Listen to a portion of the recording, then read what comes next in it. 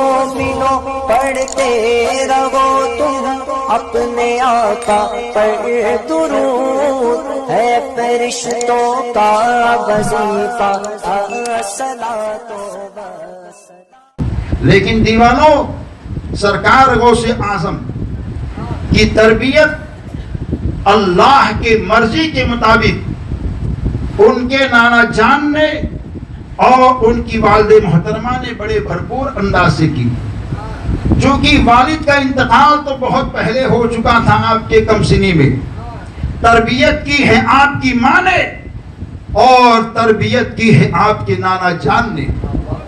ماں کی تربیت جب بچے یا بچی کو اچھی مل جاتی ہے تو بچہ کوئی عام نہیں ہوتا ہے، وہ حقیقت میں ولیوں کا امام ہوتا ہے۔ ماں کی تربیت اگر کسی بچے کو صحیح مل جاتی ہے اور وہ ماں آج کے بازار کی ثانیہ نہ ہو بلکہ سنجر کی سرزمین کی رہنے والی حضرت ماہ نور فاطمہ ہو تو ان کی گود میں آنے والا گلی کا راجا نہیں ہوتا ہے، ہندوستان کا خواجہ ہوتا ہے۔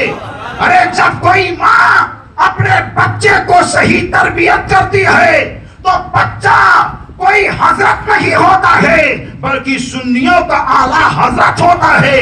جب ماں اپنے بچے کی صحیح تربیت کر دیتی ہے تو کوئی بچہ گلی ڈنڈا کھیلنے والا نہیں ہوتا ہے بلکہ بریلی کا مفتی اعظم ہوتا ہے اور راجستھان کا مفتی اعظم راجستھان ہوتا ہے، کوئی تاج الشریعہ صدر الشریعہ ہوتا ہے، کوئی حافظ الملت شعیب الاولیاء ہوتا ہے، کوئی برہان ملت ہوا کرتا ہے۔ پتہ یہ چلا ماں کے لیے لازمی یہ ہے کہ بچے کی تربیت پر بھرپور دھیان دے، کیونکہ بچے کی تربیت ماں نے کر دی ہے تو وہ بچہ آئے گا تو عاشقوں کے دلوں کا چین کربلا کا پیارا حسین بن کر کے آئے گا۔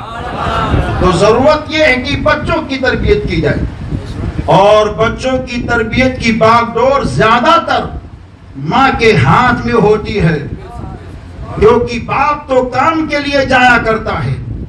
لیکن آج ماؤں کے گوٹ کو دیکھو، آج ماؤں کے حال کو دیکھو۔ تنقید نہیں ہے، اصلاح کی غرض سے ہم نہیں کہیں گے تو دوسرے دھرم کا کوئی گرو نہیں آ کر کے آپ کو یہ سب باتیں بتائے گا۔ حضرات، آج کے ماؤں کے حال کو دیکھو۔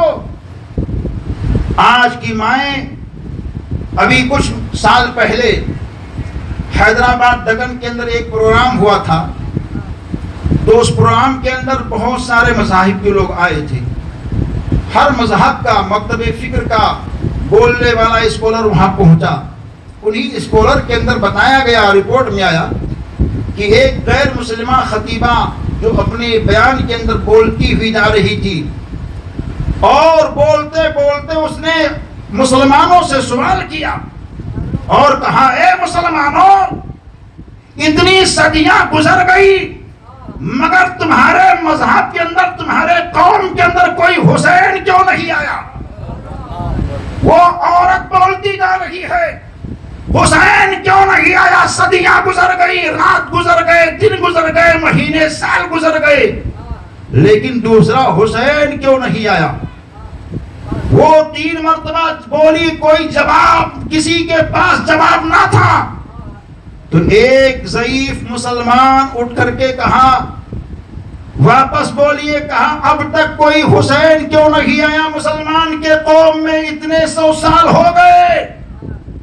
تو اس ضعیف مرد نے کہا، خاتون صاحبہ، چونکہ حسین کی پرورش فاطمہ نے کی تھی اور علی مرتضیٰ نے کی تھی، اب ہمارے قوم میں نہ کوئی فاطمہ جیسی عورت ہے نہ علی جیسا کوئی مرد ہے۔ جب علی اور فاطمہ کا سنگم ہوتا ہے تبھی کائنات کے اندر حسین آتا ہے۔ اور یہ حسین کب آئے گا؟ جب باپ اور ماں کی صحیح سنگم ہو۔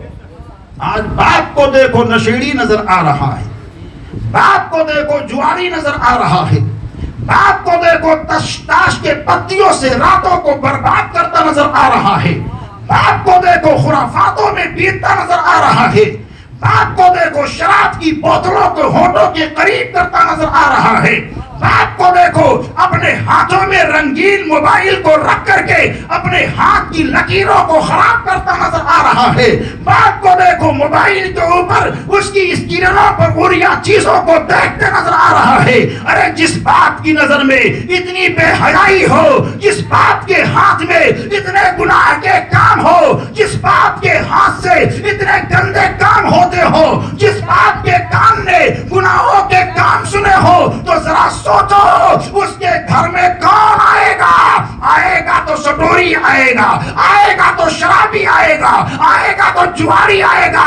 اگر ماں سچی ہو جائے اور باپ اچھا ہو جائے، ماں رابعہ بصری کی خادمہ ہو جائے اور باپ امام حسین کا در کا غلام ہو جائے، تو آج بھی ہمارے گھر میں اگر ولی نہیں آئے گا تو غلام ولی ضرور آئے گا. سبحان اللہ. بے شک بے شک. خواجہ نہیں آئے گا تو غلام خواجہ ضرور آئے گا.